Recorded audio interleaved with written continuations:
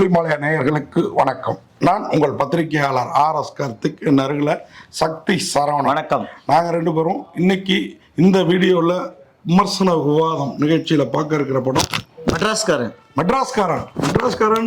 நீங்கள் காலரை தூக்கி விடுறீங்க. இந்த படத்தில் தூக்கி விட்ட மாதிரி ஒரு மலையாளத்துக்காரனை வந்து மெட்ராஸ்காரன் சொன்னாங்க.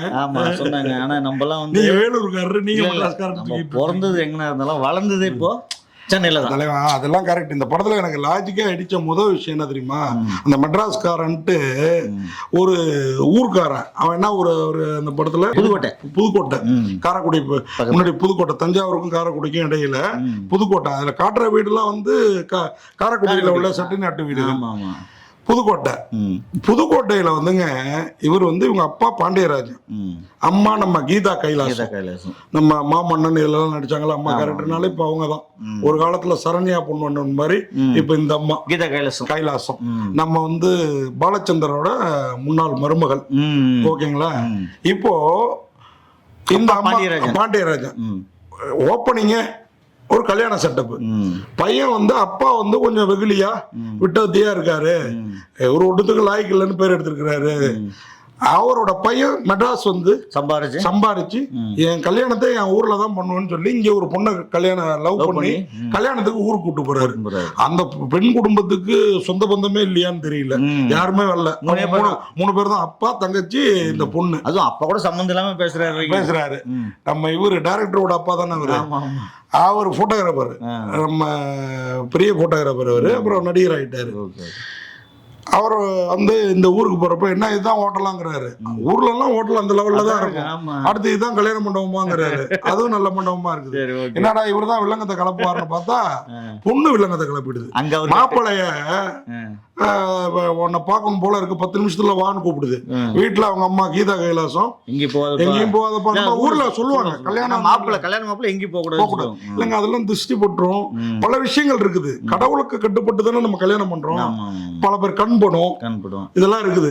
இந்த திருஷ்டி கழிக்கிற வரைக்கும் வெளில போக கூடாது. நீங்க மணமகளும் மண்டபத்துல இருந்து வந்தோடனே வீட்டு வாசல்ல ஆரத்தி எடுப்பாங்க. எல்லாம் தெரியும். பெரியவங்க பாதுகாப்புலயே இருக்கணும்னு நினைப்பாங்க. எதுவும் அந்த மாதிரி டயத்துல சில துஷ்ட தேவதைகள் சில வேலைகளை பண்ணணும். நம்ம உஷாரா இருக்கணும்.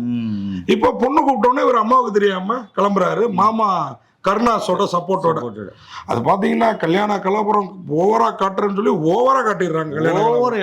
ஆமா, இறைச்சல் வேற. சாம்சியஸ் கிடைக்கிறதெல்லாம் போட்டு அடிப்பாரு. உண்மையா நம்ம சாம்சியஸ் பலமுறை நல்லா சொல்லிடுறோம், பலமுறை திட்டிருக்கோம். இல்லங்க, அவரு சவுண்டை ஏன் இவ்வளவு சவுண்டு காது கிழியுதுங்க. கல்யாண வீடே கொஞ்சம் கலாபுரமா இருக்கும். இல்ல அதுக்குன்னு 10 மடங்கு கலாபுரத்தை ஏன்பா காட்டுறீங்க மியூசிக்ல? மியூசிக் மெலோடியா அழகா இதமா இருக்கும். காதல் ஜோடி கல்யாணம் பண்ணிக்க போகுது. அப்ப எவ்வளவு மெலோடியா அழகா இருக்கணும். இப்ப வீட்டுல அங்க சண்டை, அது இது, நாத்தனார், ஓப்படியாரு எல்லாம் தெரிஞ்ச முகங்கள். நிறைய நடிகைங்க இருக்காங்க. எல்லாம் என்ன கட்டிக்க மாட்டேன்னு கேக்குது. இவர் இந்த பொண்ணை பாக்கிறதுக்கு போறாரு. மண்டபத்துல எல்லாம் ரெடியா இருக்குது. இப்போ போற வழியில ஒரு பொண்ணு மேல காரை ஏற்றி நம்ம ஐஸ்வர்யா தத்தா, அது நிறை மாத கர்ப்பிணியா இருக்குது. அது யாருடான்னு பாத்தீங்கன்னா கலையரசனோட மனைவி. அவரு தாதா, அவரு பெரிய தாதா. அவர் பேர் என்னது? பயங்கரமா சிங்கம் அப்படின்றாங்க. எனக்கு வந்து மெட்ராஸ்காரன் கலையரசா இருக்காருன்னு மெட்ராஸ்ல நடிச்சவர் அவர் தான் மெட்ராஸ்காரன் போல் இருக்குன்னு நினைச்சா. இந்த பையன் ஷான் நிகாம் நம்ம இதுல நடிச்சாப்ல இல்ல, நல்ல படம் RDX. ஆமா, பிரமாதமான படங்க. அது நல்லா இருந்தது. பயங்கரமா. அந்த பையன் இதுல நடிக்கிறேன்னு சொல்லிட்டு மெட்ராஸ்காரன் சொல்லிட்டு மலையாளம் கலந்த தமிழ்லயே பேசுறாப்ல. மலையாளத்துக்காரனும் அப்படின்னு நினைச்சேன். படம் பார்த்து இது மெட்ராஸ்காரனா இல்ல ஹிந்திக்காரனா? மலையாளத்துக்காரன். மலையாளம் கலந்த தமிழ்ல தான் பேசுறாரு. பேசாம அதான் சொன்னேன். ஏன்னா ஹிந்திக்காரன் பானிபூரி விற்கிற மாதிரியே இருக்காங்களே எல்லாரும். அதெல்லாம் நம்ம வந்து உருவகேலி படம்னா நல்லதா இருக்காப்ல. நான் உருவகேலி சொல்லுறேன். அந்த மாதிரி தோற்றம் நமக்கு தெரிஞ்சு எல்லாரும் ஹிந்திக்காரங்க மாதிரி இருக்காங்க. நம்ம மெட்ராஸ்காரனா கருப்பா நம்மள மாதிரி இருக்கணும். ஆமா, அப்படி நினைப்போம். இப்போ எனக்கு என்ன லாஜிக்கானாங்க, நான் ஒரு 18 வயசுல மாயவரத்துல இருந்து மாயவரம் பக்கத்துல சம்னார் பல ரிவ்யூல சொல்லியிருக்கேன். நான் ஊரை விட்டு கிளம்புறேன். ஊட்டியில ஒரு 3 வருஷம் படிக்கிறேன். படிச்சுட்டு நேரம் மெட்ராஸ் வரேன். 31 வருஷம் மெட்ராஸ்ல இருக்கேன். 17 வயசு வரைக்கும் தான் நான் எங்க ஊர்ல இருந்திருக்கேன். ஆமா. ஆனா என்ன யாராவது கேட்டா நான் மாயவரத்துக்காரன் அப்படிமா. டிஆர்ஏ இன்னை வரைக்கும் மாயவரத்துக்காரன் தான் சொல்றாரு. இவர் பாத்தீங்கன்னா இந்த ஹீரோ ஊர்ல இருந்து புதுக்கோட்டையில இருந்து வந்து இங்க சம்பாதிக்கிறாரு. அப்பம் பேரை வந்து டேமேஜ் ஆகிருக்கிற பேரை தூக்கி நிறுத்துறேன்னு சொல்லி அங்க கல்யாணம் பண்ணோம். வர்றா இன்னாருமாக அப்படி கல்யாணம் பண்ண சொந்த ஊர் அது, சொந்த ஊர் பாண்டியெல்லாம் தெரியாம இருக்காது. ஒரு சமூகம் பரவாயில்ல, இவர் மெட்ராஸ்காரங்கிறாங்க. அவங்க சொன்னா பரவாயில்ல, இவரே தன்னை வந்து என்ன ஊருன்னு கேட்டா மெட்ராஸ்காரங்கிறாரு. கார்ல இருக்க ரிஜிஸ்ட்ரேஷனை பார்த்து அவங்களாம் தப்பா அஸ்யூம் பண்ணா கூட பரவாயில்ல. இப்போ பேசிக்கா அந்த நாட்டே தப்பு. இப்போ அடிபட்டுடுது. ஒரு நாய்க்காக ஒரு 2 நாய் ஓடுது, அதுக்காக இந்த அம்மா மேல ஏத்திட்டாருன்னு ஊரே அடிக்குது. இவர நம்ம கலையரசனுக்கு முன்னாடியே இன்னொருத்தர் வில்லனா வர்றாரு. அவர் ஐஸ்வர்யா தத்தாவுக்கு அண்ணனோ தம்பியோ சொல்றாங்க, உன்னை காலி பண்ணோம்னா கண்ணாப்னான்னு அடிக்கிறானுங்க. எனக்கு தெரிஞ்சு ஆக்சிடென்ட்ல மாட்டின டிரைவர் அப்படி தகச்சு போய் உட்காரவும் மாட்டாப்புல. இவ்வளவு கொடூர தண்டனைகளும் நடக்காது.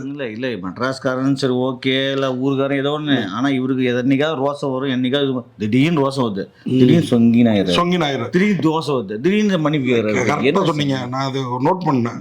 பாத்தீங்கன்னா போயிட்டு சேர்த்து இவரே ஹாஸ்பிட்டல் தூக்கிட்டு போய் சேர்க்கிறாரு, அங்க போட்டு அடிக்கிறாங்க. கேட்டா எவன்டா தூக்கிட்டு வந்தது சேர்த்துன்னு கேட்டா இவன் தான் காரை ஏத்துனாங்க. காரை ஏத்துனா திடீர்னு சைலண்டா பேசுறான், திடீர்னு வயலண்டா கத்துறான். போலீஸ்காரனே வந்து ரவுடிங்க எல்லாம் அந்த ஊர் ரவுடிங்க போலீஸ்காரன் திடீர்னு சொன்ன மாதிரி திடீர்னு சைலண்டா பேச, திருப்பி வயலண்டா வரவங்களா சைலண்ட் வயலண்ட் இவருக்கு சப்போர்ட் மாதிரி பேசுறாரு. அப்புறம் பார்த்தா அவருக்கு சப்போர்ட். அதாவது என்னன்னா ஏதோ ஒண்ணு நடந்திருக்குன்னா அது இன்னாரு மேலன்னு போக்கஸ் பண்றாங்க. கட்சியில பார்த்தா அவரான்னா அதுவும் இல்ல, சரி இவரானா இதுவும் இல்ல, யாரானா அதுவும் இல்ல. எல்லாத்துக்கும் காரணம் நான் தான். ஐயோ அதை சொன்னோம்னா கதையை சொன்னதா ஆயிடும். அந்த இடத்துல நமக்கு வந்து இவ்வளவு நேரம் சரி இந்த மெட்ராஸ்காரன் புதுக்கோட்டைக்காரங்கிறதெல்லாம் ஓகேப்பா, மலையாளத்துக்காரங்கிறெல்லாம் ஓகே, ஒரு மாதிரி நல்லாதான் இருக்குது இன்ட்ரோல் வரைக்கும் அப்படின்னு பார்த்தோம்னா இன்டர்வல்ல இருந்து கிளைமாக்ஸ் நெருங்க நொறுங்குறோம்.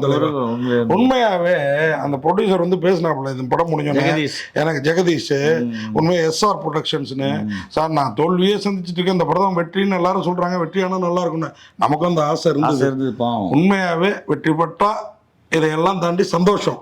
ஆனா இந்த படத்துல நடிச்சிருக்க நடிகர்களை வந்து நீங்க சொன்ன மாதிரி ஷான் நிகாம் அந்த கேரக்டருக்கு ஒட்டல, அதான் மெட்ராஸ்காரங்கிற அந்த கேரக்டர் ஓகேவா. நிகாரிகா, ஆமா நிகாரிகா கொனிடாலா தெலுங்கு ஃபேமஸ் நடிகை, நல்லா இருக்காங்க.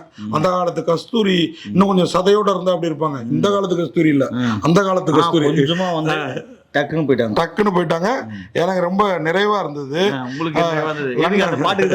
அந்த பாட்டு. படத்துல பிளஸையும் சொல்லணும்ல, அதே மாதிரி கலையரசன் அவரும் உண்மையா நல்லா இருந்தாரு. அதே மாதிரி ஐஸ்வர்யா தத்தா நல்லா இருந்தது. அவர் வில்லனா நல்லவரா கெட்டவரா தெரியல. அந்த மச்சான் யாரு, அவரு வில்லனா இவரு வில்லனா யாரு இதுல என்ன கேட்டா இது டைரக்டர் தான் வில்லம். ஓகேவா, உண்மையா இன்னும் கொஞ்சம் நல்லா பண்ணிருக்கலாம். வாலி மோகன்தாஸ், வாலிய வச்சிருக்கீங்க, பெரிய கவிஞர். அதுக்கு முன்னாடி வாலி பாதி பலத்தை வாங்கிப்பாரு, ராமாயண வாலி. இந்த பேரை வச்சுக்கிட்டு நீங்க இன்னும் கொஞ்சம் நல்லா பண்ணியிருந்திருக்கலாம். அடுத்த படத்துலயாவது உங்க டேலண்ட காமிங்க. ஒண்ணு இல்ல, ஸ்கிரீன் பிளே வந்து ரொம்ப ஒஸ்டா இருந்துச்சு. ஆனா அடுத்த படத்துல சாம் சிஎஸ் மியூசிக் டைரக்டரா போட்டுறாதீங்க. நீங்க பாதி கெடுத்தீங்கன்னா அவரு பாதி கெடுத்து வச்சிருக்கிறாரு. எப்ப அண்ணன் காது இறைச்சல விட்டு வெளில வர மாதிரி இருக்குது. நாங்களே ஏற்கனவே இந்த கங்குவால அடிபட்டு இருக்கோம், திருப்பி நீங்க எல்லாம் வந்து நொந்து நூலாகிறீங்க. ஆகாதீங்க. சாம் சிஎஸ் வேணாம்னு நீங்க பாட்டுக்கு இவர்கிட்ட டிஎஸ்பி போயிடாதீங்க. அது இன்னும் ஆனா டிஎஸ்பி புஷ்பா 2க்கு பிரமாதம் போட்டுருந்தாங்க. அதுக்கு என்ன தேவை அழகா சொல்லுங்க. டைரக்டர் கேக்குறதுதாங்க. நீங்க போடுறதெல்லாம் ஓகே ஓகே ஓகே, நீங்க ஓகே தான். வாலி மோகன்தாஸ் சாம்சி கிட்ட ஒப்படைச்சார், சார் நீங்க போடுங்க சார், நீங்க பெரிய ஆளு சார் அப்படின்ட்டு. யோ அவர் பெரிய ஆளா, கூட இருக்கிறவங்களால பெரிய ஆளு. அதுதான். பட் நம்ம 2 பேரும் சேர்ந்து பேசினா ஒரு மாதிரி இருக்கும், நான் மட்டும் பேசினா ஒரு மாதிரி இருக்கும், நீங்க மட்டும் பேசினா ஒரு மாதிரி இருக்கும். இங்க கேமராமேன் இவரா இருந்தா ஒரு மாதிரி இருக்கும், அவரா இருந்தா ஒரு மாதிரி இருக்கும். அதுதான் சினிமா.